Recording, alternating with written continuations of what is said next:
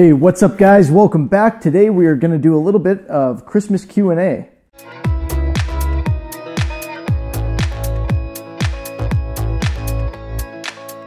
So first off, happy holidays, Merry Christmas, Happy Festivus, whatever it is for you. Great time of year. Today we are going to be doing, like I said, a quick Christmas Q&A. Part of the reason for this is my main job is insanely busy right now, so I haven't had time to work on any of the cool projects that we've got going on. But at least I can do something that hopefully helps a few people out, well, right now. So I have been doing my best to answer questions, but hey, let's get through a few of these and see if I can elaborate a little more, which I usually can when I'm doing it in a video format. So people who ask questions that I end up randomly picking for this episode, you're going to get a better answer as long as you tune in and actually watch. All right, let's start here. Good question. Do I need to remove the paint from my guitar before I paint it again?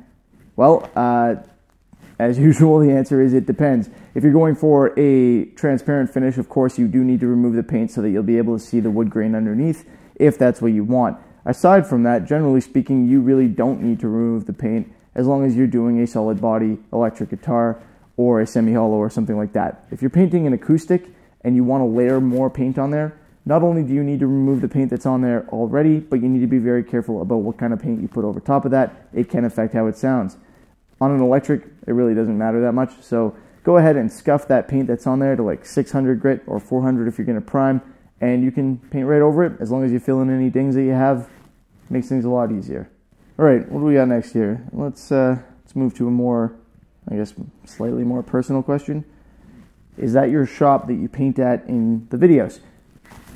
I assume that they don't mean this place. They probably mean the spot where I do most of my project work and painting. It's not my shop. It's a shop that I worked at for over a decade, probably about 13 years or something like that. I still do go in there and do some work for them when they need custom work or something complicated or some painting. I keep affiliated with them, so to speak. But when I'm in there, it's typically on the weekends or the occasional evening. I have a completely different line of work now. So yeah, not my shop. Would be cool if it were, but I can use it whenever I want pretty much, so that is awesome. Next up, how much do you charge to paint a guitar? That's a tough question. See, it depends on a lot of things, and I'm not going to ballpark it because, like I said, it depends on a lot of things. What kind of paint do you want?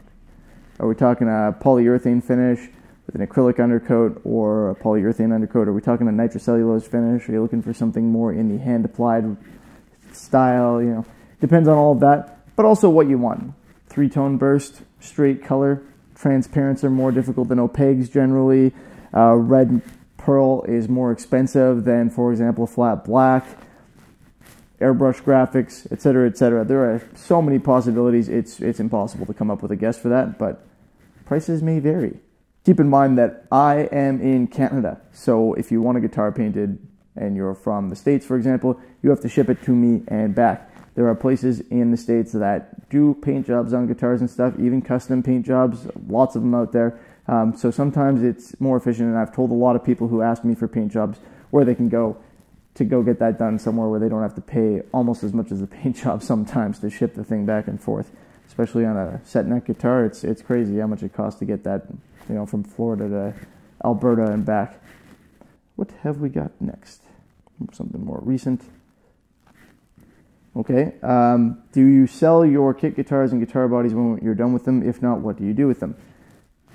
Right now, I don't. I am planning on selling actually replacement guitar bodies for like Fender necks and stuff, where you can take off your standard Fender body and put on one that I've done that's either a custom paint job or custom carving or a completely different body type, but that's neither here nor there. That's not available yet. So no, I do not sell them right now. I actually still have almost all of them. My intent is to, I'm getting in touch with the local children's hospital shortly here once work calms down a little bit and I can sleep occasionally. Anyway, my intent is to try to donate one to them for the children there to use, or if they're not okay with, and it might end up being more than one, but if they're not okay with having the actual physical instrument there, then I might be trying to auction one or two off. So stay tuned for that if you're at all interested, because I might do that and then just donate the money instead. It's a little more work, but it's for a good cause, so yeah, I'll let you guys know one way or the other. Where are you from? What a coincidence. We already covered that, didn't we? Here we go. Can I use the dish soap trick? Hopefully you've seen the video on the dish soap trick. It's one of my more popular ones. Can I use the dish soap trick with water-based paint? No, not really. Unfortunately, the dish soap, when you go to wipe it off, just removes the water-based paint essentially because it's water soluble. That's the same seems to go for waterborne paint. I've tried it a few times. You can use a solvent acrylic. You can use like an acrylic enamel and stuff like that. That's what I used in that video. But a water-based paint specifically is simply not going to hold up when you try to clean that off. Or at least I haven't found a way to make that work. Why don't you do live videos? You know what? I have everything I need to be able to do live videos, like a live Q&A. I assume they mean a live Q&A. Do you guys want me to do live videos? I don't know. Leave a comment in the description. Let me know. I don't see the point in trying to do a live project video because that would just be a mess and I wouldn't be able to pay any attention to what you guys are doing or saying because I'd have to pay attention to what I'm doing. But if you're interested in a live Q&A, something that I can schedule occasionally, let me know. That seems like not a bad idea, actually. All right, we'll call this the last one for today. Where's the best place to get guitar kits? That's actually a complicated question. You see, not all guitar kits are created equal. You've got, kind of in my mind, two categories. So you'll have noticed probably if you watch my channel that most of mine come from Solo Music Gear. I'm working with them a lot. I'm actually going to be getting a whole bunch more from them, which we'll be building over time. And for them, I will be doing some video assembly manuals. So they're going to kind of not replace, but supplement their actual assembly manuals with videos, which I think is a great idea. So that's where I get most of mine. But those are in the inexpensive range, along with, for example, Guitar Fetish. The one kit I got from them, frankly, was terrible.